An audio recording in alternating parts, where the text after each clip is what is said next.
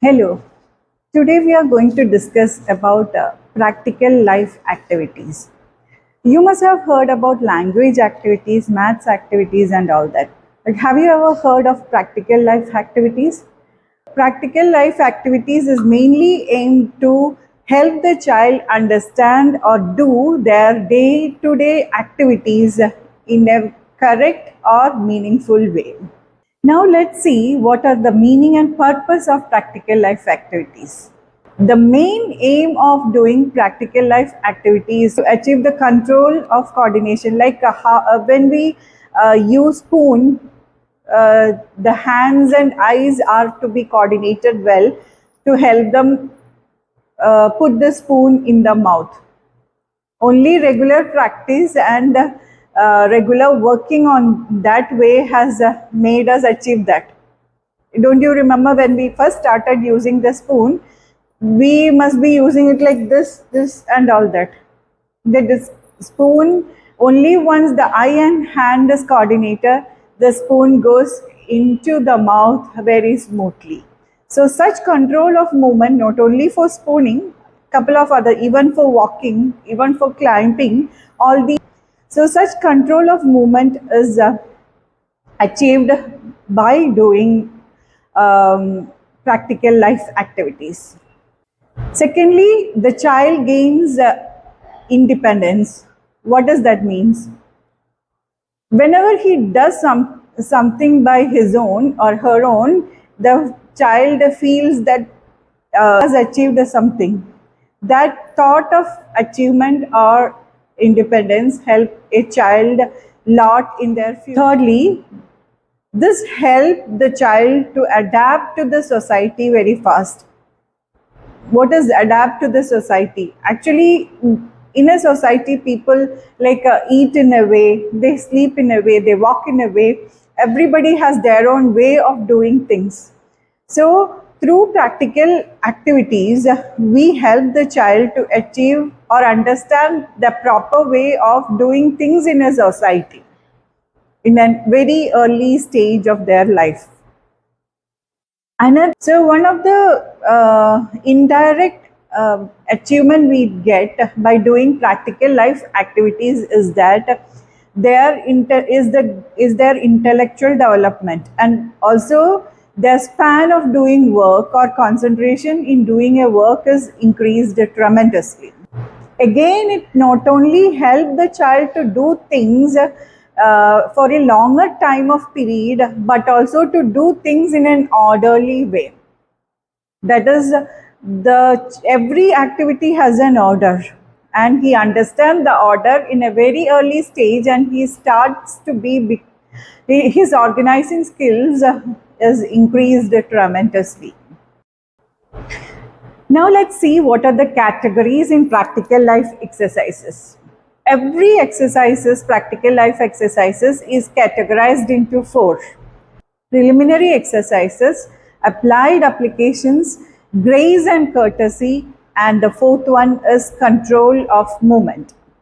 So what is preliminary exercises? Preliminary exercises, as you can see in the board, that it involves whole lot of activities that involves their day-to-day movements. This includes everything: carrying mat, carrying chair, carrying tray, all carrying activities, all pouring activities, and also folding activities, opening book, replacing book, pouring grains, spooning, everything is involved in these preliminary exercises. Now the second category is applied exercises. What is applied exercises? Here the child apply all the skills or movements he have improved in preliminary exercises to apply it onto the activities they do every day, day-to-day activities like brushing, bathing or folding. Applied exercises are again divided into two categories, that is care for person and care for his environment. Care for person, as the name implies, it involves all activities for his personal care, that is, or his personal care or to care his siblings.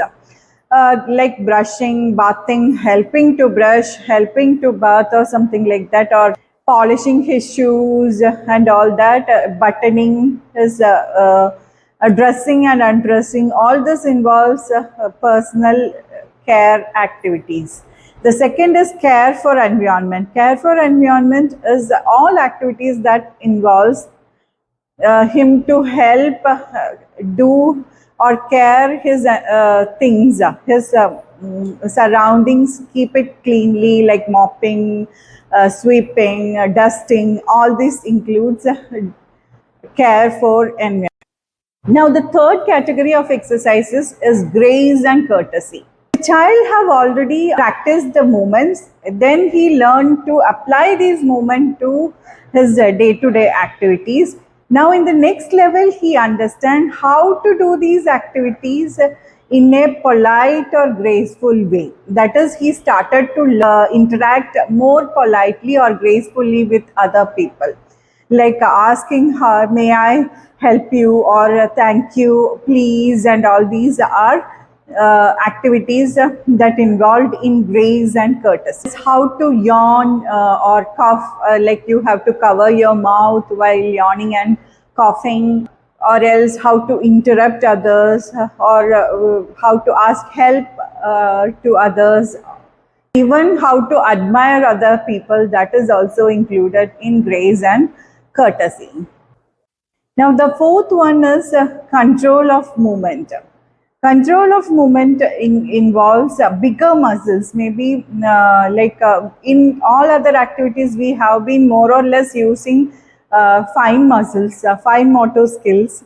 But in control of movement, activities include walking on a circle. This helps them for a better coordination of his larger muscles. Not only that, the rhythm in walking helps them understand the rhythm of doing things.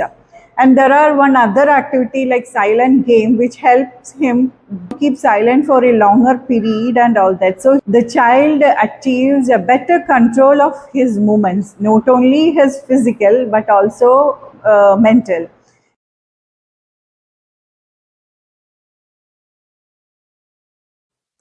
So while doing practical life activities, you have to keep some points in your mind.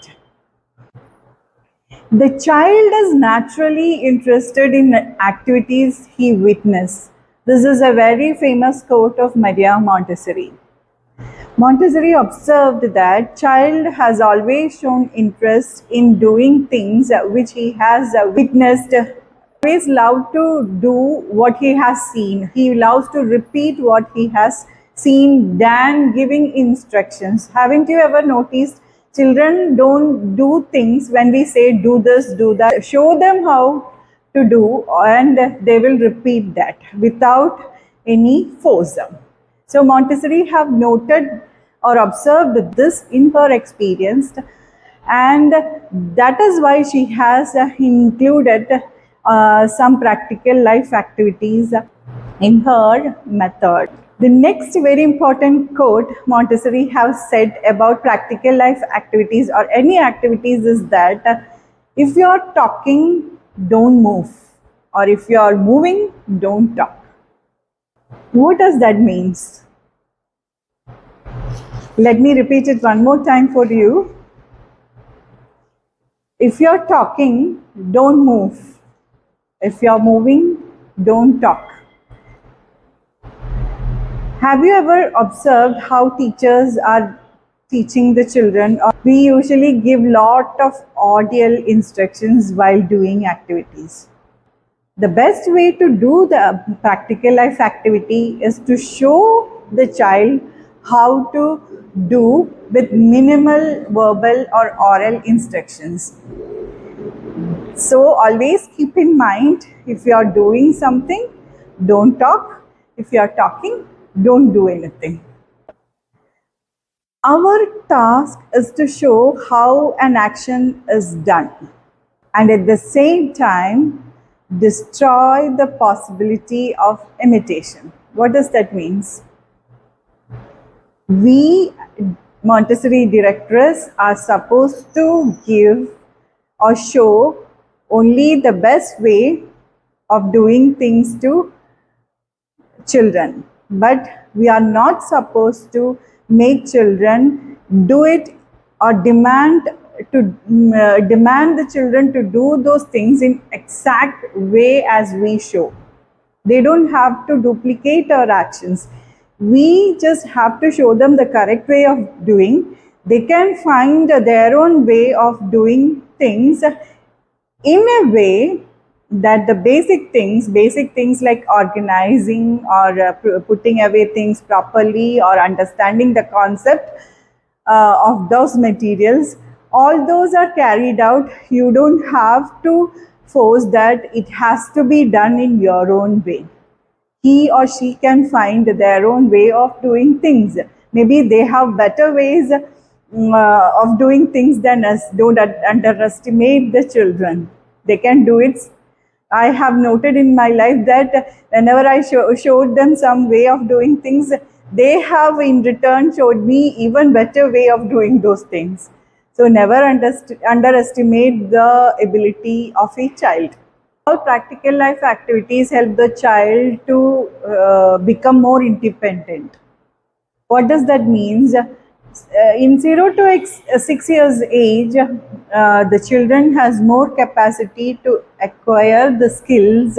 Whenever they do these activities, their intellectual skills, like maybe we say it in a very simple way, their common sense, how to do things increases. This only experience brings analytic skills and a problem solving skills. Unless you don't go through that experience, it is very difficult to achieve these skills. So practical life activities also help in all these areas of a child's life. So please understand the importance of practical life exercises in a child's life. Again, all activities that are done with the child needs order, repetition and succession. Many times we have seen that in many schools they take as a one day for cutting vegetables or for making salads or something like that. But in Montessori classroom, it is not done like that.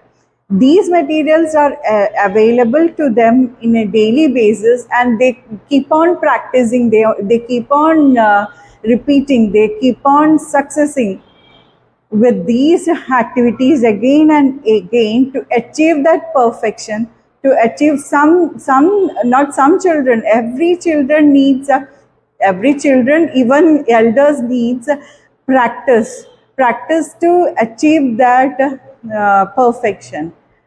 As we all know, practice makes perfect. So to achieve that perfect thing, it is not that you do that activity, you give that activity in a day and forget about that. These activities should be available at the center so that the child can take it and do it in his or her own will.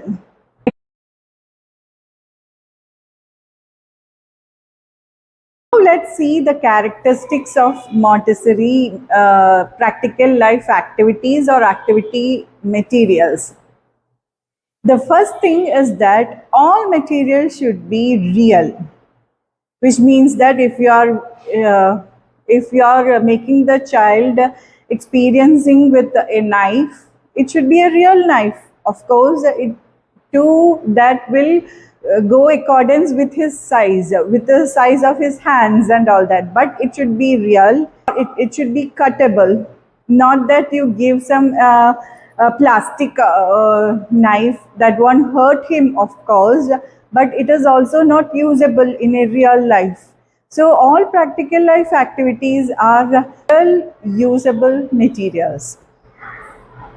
For example, if you are using helping the child to understand how to pour water into a tumbler, if you are using it should be breakable, it should be real glasses, not plastic glasses. Whatever he or she uses in his real life, you have to use that. It is not that you just give plastic tumblers and make him practice do that.